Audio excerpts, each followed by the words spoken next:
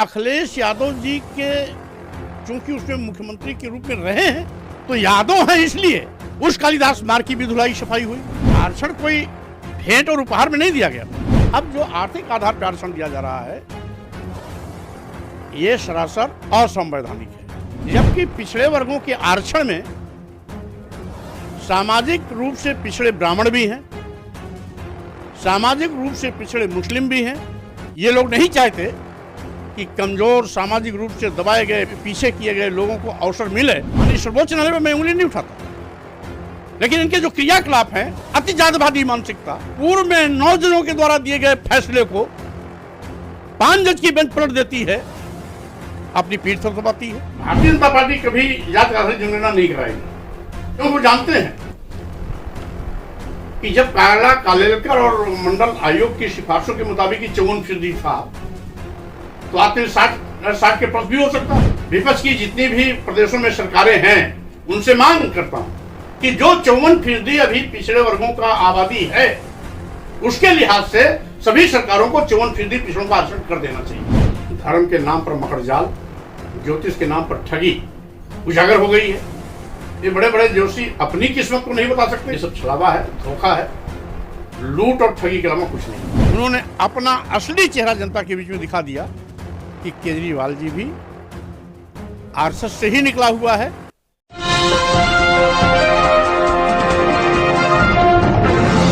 नमस्कार साथियों, आप देख रहे हैं नेशनल जनमत और मैं हूं विनीत। हमारे साथ स्वामी प्रसाद मौर्य जी हैं। पिछड़ों, दलितों की एक मजबूत आवाज जो हर जगह, हर मंच से सुनाई देती है, जो बहुजन है इस देश के, जो सच में मूल निवासी हैं जिनको कहा जाता है, उनका हक मारा जा रहा था और उस पर सुप्रीम कोर्ट ने बड़ी साफगोई से सुदामा कोटे के पक्ष में फैसला सुना दिया, ईडब्ल्यूएस के पक्ष में। इस पे क्या कहेंगे आप? संविधान के आर्टिकल 15 और 16 4 में सीधे सीधे इस बात की व्याख्या की गई है कि समाज के वो लोग जो हजारों साल से धन, धरती, शिक्षा, सम्मान से वंचित किए गए थे, उन्हें इंसान भी नहीं समझा गया था, पग पग पर अपमान के कड़वे घूंट पीने के लिए मजबूर होते थे, इसलिए उनको विकास के दौर में सबके साथ खड़ा करने के लिए सामाजिक पिछड़ेपन के आधार पर आरक्षण दिया जाए। आर्थिक पिछड़ापन का मतलब ही नहीं रहता, क्योंकि अपमान सामाजिक आधार पर होता है। उदाहरण दूंगा, बाबू जगजीवन राम जी अपने जमाने के बहुत बड़े नेता थे, और इतने बड़े कदकाठी का नेता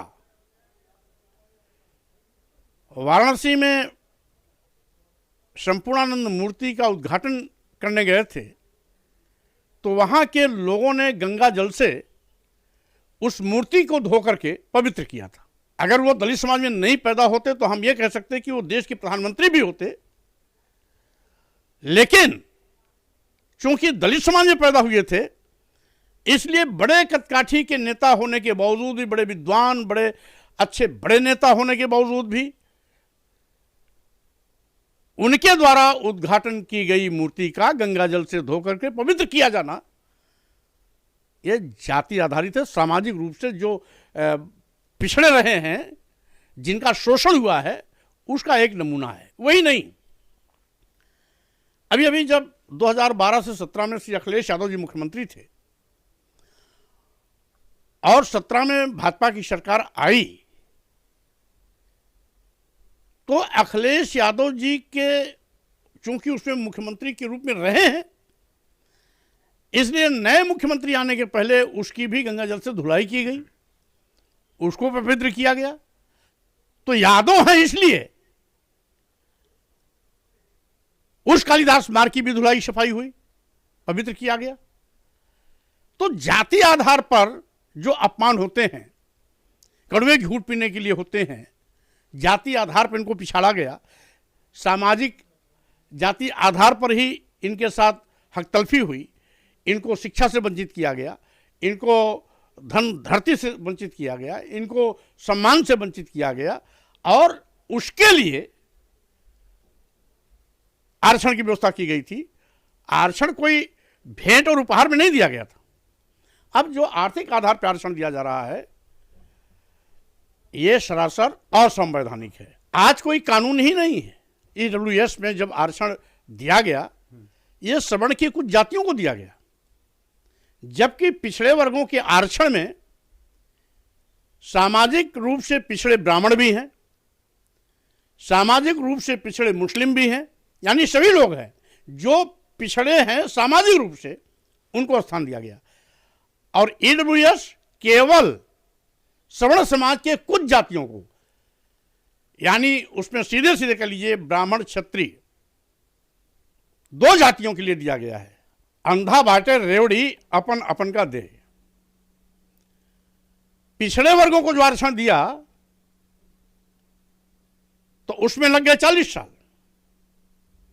काका कालेलकर की रिपोर्ट आई, रद्दी की डोकरी में चली गई, मंडल आयोग की सिफारिशें आई, वो भी जाकर के 90 में जब बीपी सिंह जी प्रधानमंत्री थे तो उन्होंने बहादुरी दिखाई और उन्होंने लागू किया। उसमें पूरे उत्तर प्रदेश में आरक्षण विरोध का हंगामा भी चला। शेड्यूल कास्ट कोई जाति नहीं है, बल्कि ऐसे चिन्हित किए गए लोग जो सामाजिक शैक्षिक रूप से अति पिछड़े थे, ऐसे लोगों का जो नाम सूची में शामिल किया गया वो अनुसूचित जाति है। इसी प्रकार से ट्राइबल जातियों की जो सूची बनी वो शेड्यूल ट्राइब्स है। तो इनको आरक्षण देने में काफी अरसा लगा, काफी जद्दोजहद हुआ, काफी जांच पड़ताल हुई, छानबीन हुआ, आयोग बने, कमीशन आए, और यहां क्या हुआ? न कोई मांग न कोई गुहार, कृपा बरस गई, मोदी ने घोषणा कर दिया, बहुमत की सरकार है, मनमाने तरीके से हर जगह मनचाहा पास भी करा लिया। और माननीय सर्वोच्च न्यायालय में एक ही वर्ग विशेष के जजों के द्वारा यह निर्णय भी सुनवा दिया। इसके पूर्व में शाहिनी प्रकरण के मामले में 9 जजों की पीठ ने निर्देश दिया था कि 50% से ज्यादा आरक्षण न होने की व्यवस्था जो पहले से है, तो 9 जज के निर्णय को 5 जज का बेंच पलट नहीं सकती है। ये भी असंवैधानिक है। तो मैं इसी पे आ रहा था, जो आपने पूरी बात करी।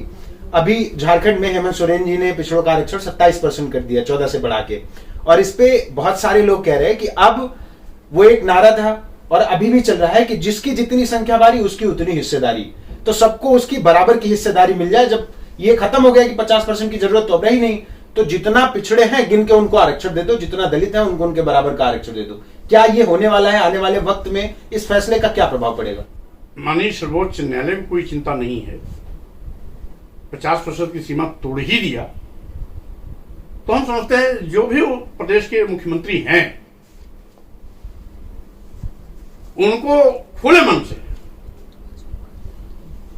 जिसकी जितनी संख्या भारी उसके मुताबिक उनको हिस्सेदारी देनी चाहिए।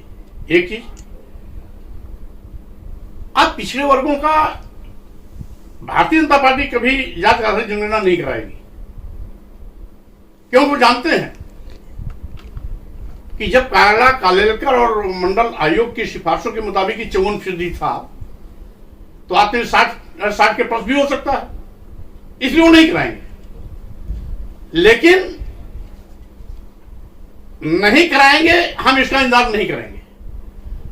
हमें तो सभी विपक्ष की जितनी भी प्रदेशों में सरकारें हैं उनसे मांग करता हूं कि जो 54% अभी पिछड़े वर्गों का आबादी है उसके लिहाज से सभी सरकारों को 54% पिछड़ों का आरक्षण कर देना चाहिए। 27 तो इसलिए किया गया था कि हम 50% की सीमा को डाक नहीं सकते थे। माननीय सर्वोच्च न्यायालय के 9 जजों की पीठ का यह व्यवस्था दिया गया था, हम उस व्यवस्था से बंधे थे। जब माननीय सर्वोच्च न्यायालय की दूसरी पीठ ने 9 जजों की पीठ की व्यवस्था को ही तोड़ दिया, तो केवल ईडब्ल्यूएस के लिए थोड़ा तोड़ा है, सबके लिए तोड़ा है। अब सबको उसका अनुसरण करना चाहिए। और साथ ही साथ मैं तो माननीय नीतीश जी से भी चाहूंगा, आप जाति आधारित जनगणना की मांग करते रहिए, हम भी कर रहे हैं, सभी कर रहे हैं। भारतीय जनता पार्टी उसको पूरा करने वाले नहीं, लेकिन बिना उसका इंतजार किए अभी आप 54% जो पहले से रिकॉर्डेड है, मंडल आयोग की सिफारिशों के मुताबिक 54% आरक्षण दे दीजिए, क्योंकि 27% तो बाध्यता थी, 50% के हम इस चीज नहीं कर सकते इसलिए। लेकिन अब वो खत्म हो चुका है, तो आप 54% पहले दीजिए और उसके बाद फिर मांग करिए जाता है जनगणना की। तो अभी कुछ सरकारों ने इसमें कदम बढ़ाया है, स्वागत योग्य है। मतलब ये एक मौका है पिछड़ों के लिए। स्वाभाविक रूप से जब उनको कोई श्रम नहीं है, 9 जजों के अगेंस्ट 5 जजों से मुहर लगवा लिया, तो इनको तो किसी लोक लज्जा का भी भय नहीं है। लोग कहेंगे क्या, इसकी भी चिंता नहीं है, जो मन में आया कर दिया। तो स्वाभाविक रूप से जनता है, सब देख रही है, लेकिन अब रास्ता खुला है, तो अन्य प्रदेश की सरकारों को इस खुले रास्ते का लाभ लेना चाहिए। अभी वर्ल्ड कप में सेमीफाइनल मैच था, इन्हीं ईडब्ल्यूएस कोटे वालों ने एक डिसीजन टीवी चैनल पे बैठ के स्टूडियो में दे दिया था कि भारत सेमीफाइनल जीत रहा है, क्योंकि उन्होंने कुंडली पढ़ ली है और भारत बहुत बुरी तरीके से सेमीफाइनल मैच हार गया, जो कि खराब खबर है। लेकिन मैं उस पाखंड पे, उस अंधविश्वास पे जो बड़े बड़े टीवी चैनलों पर दिखाया जा रहा है, स्टूडियोज में 11 ज्योतिषी बिठा के फैसले लिए जा रहे हैं खिलाड़ियों की जगह, उनसे बताया जा रहा है, इस पे क्या कहेंगे मंत्री जी? आखिरी सवाल आपसे यही है मेरा। देखिए, 12 नामी गिरामी ज्योतिषियों के द्वारा कि क्रिकेट इंडिया टीम जीतेगी और फाइनल जीतेगी, ये भी कह दिया, नॉकआउट में ही आउट हो गए, तो स्वाभाविक रूप से इससे ज्यादा ढोंग और ढकोसले का खुलासा क्या होगा। रही बात, ये बड़े बड़े ज्योतिषी अपनी किस्मत को नहीं बता सकते कि हम किस हैसियत में हैं और क्या हमारे मिलने वाला है, तो दूसरों की किस्मत को चिट्ठा कैसे खोल सकते हैं, बना सकते हैं। इसलिए ये सब छलावा है, धोखा है और लूट और ठगी के अलावा कुछ नहीं। बने रहिए नेशनल जनमत के साथ। धन्यवाद।